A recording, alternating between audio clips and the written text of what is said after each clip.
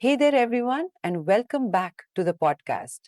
Today, we're diving deep into the financial world, looking at a recent earnings report from a pretty big player in the market, Bajaj Finance Limited. That's right. We're getting our finance hats on and dissecting this report, trying to make sense of it all. It's like being a detective, but instead of crime scenes, we have balance sheets. Exactly. So, let's start with a quick overview. Bajaj Finance, if you haven't heard, is a non banking financial company or NBFC, and they're primarily in the lending business. They have all sorts of loans from consumer durables to mortgages. Right? They're like that friend who's always willing to lend you a few bucks, but on a much grander scale, of course. And they're not just lending, they're also into things like stockbroking and financial services.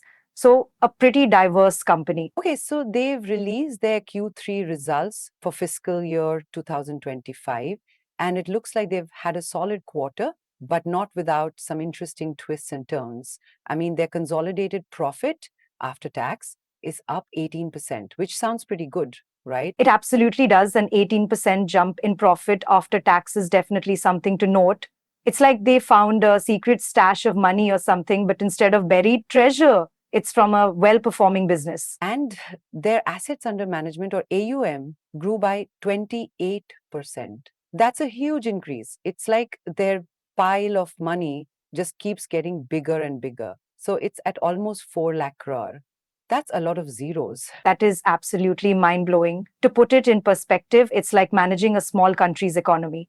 And what's more, they did this while booking a record number of new loans, about 12 million of them. Okay, so the income statement looks pretty robust. But what about the balance sheet? We need to see if they are actually managing their assets and liabilities well. Absolutely. The balance sheet tells us if the company is like a sturdy ship or a leaky raft. I'll see based on the report, they seem to have a healthy debt to equity ratio. This is key in their business. But what about their liabilities? Any red flags there? Well, their total debts to total assets ratio is around 0.77, which is stable and is something you'd expect from a company in the financial sector. They're not over leveraged, it seems. They also have sufficient asset cover for their debt. So far, it's like they've got everything under control. That's good to hear. Now, what about the cash flow statement? Are they generating enough cash to cover their operations and, more importantly, to fund their future growth? Well, here's the interesting bit. They've also got enough liquidity with their liquidity coverage ratio above 250%, well over the minimum regulatory requirement. They are sitting on a cash buffer of about 13.6 crore. So they have plenty of resources for operations and growth. That's what I like to hear. They're not just making money on paper, they actually have the cash to back it out. That's crucial. And as an NBFC, that liquidity is key to staying afloat during turbulent times. Absolutely. Think of it like they are having a rainy day fund, but instead of saving for a storm, they are gearing up for future business opportunities and to keep their investors happy. Now, let's dig into those important financial ratios. I always find them to be so revealing. Right? The ratios are like the x rays of a business, helping us understand its inner workings. They've got a net profit margin of about 24%, which is quite respectable and means a good chunk of their revenue makes it to the bottom line. I see. And what about their efficiency? Are they using their resources effectively? Well, their operating expenses to net total income is around 33.1%, which is an improvement from the same quarter last year. It's like they're getting better at managing costs, making sure that every rupee counts. That's definitely a good sign. So they're not spending like drunken sailors then. Okay, and what about their non performing assets or NPAs?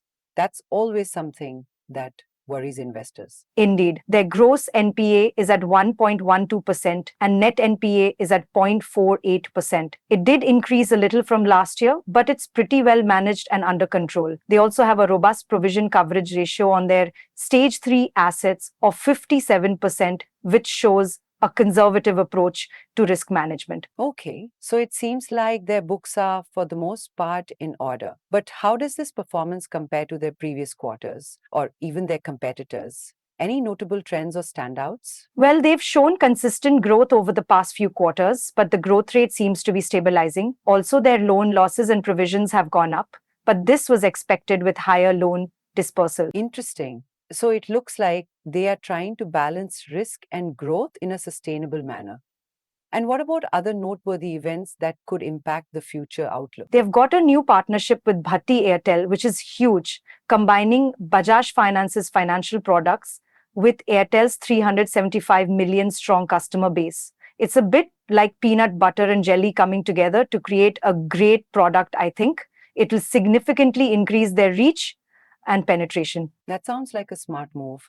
What about the co branded credit card business they had with RBL and DBS? I heard that they're going to stop sourcing new cards. Yes, they've mutually decided to cease the incremental sourcing of new co branded credit cards. However, this does not affect existing cardholders, so they will continue to get services. Also, this will not affect the company's future revenue share. Okay, that's good to clarify.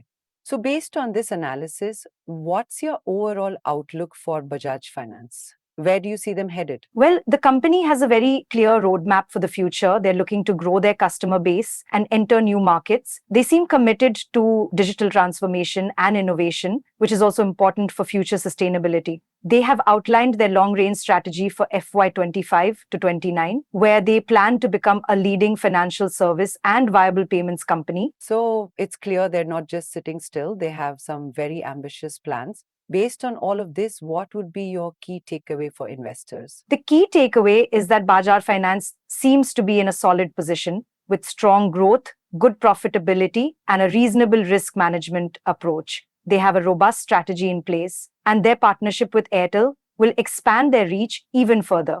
Investors should keep an eye on their loan quality and their efforts to cut down on operating expenses. But the company seems well positioned for growth. That's a pretty comprehensive look, thank you. One last thing, before we wrap up, I'd like to remind our listeners that while we try to provide good, helpful information, it is always advisable to check with certified experts before making any investment decisions. That's a very important point. Disclaimer: we advise investors to check with certified experts before taking any investment decisions. It's always good to do your homework. Now, before we go, don't forget to like, share, and subscribe to our YouTube channel for more fun and engaging conversations about the world of finance. That's right. And for anyone interested in the nitty gritty details, check out our podcast notes where we have some of the key info and figures. Thank you and see you next time. All right, that's all the time we have for today.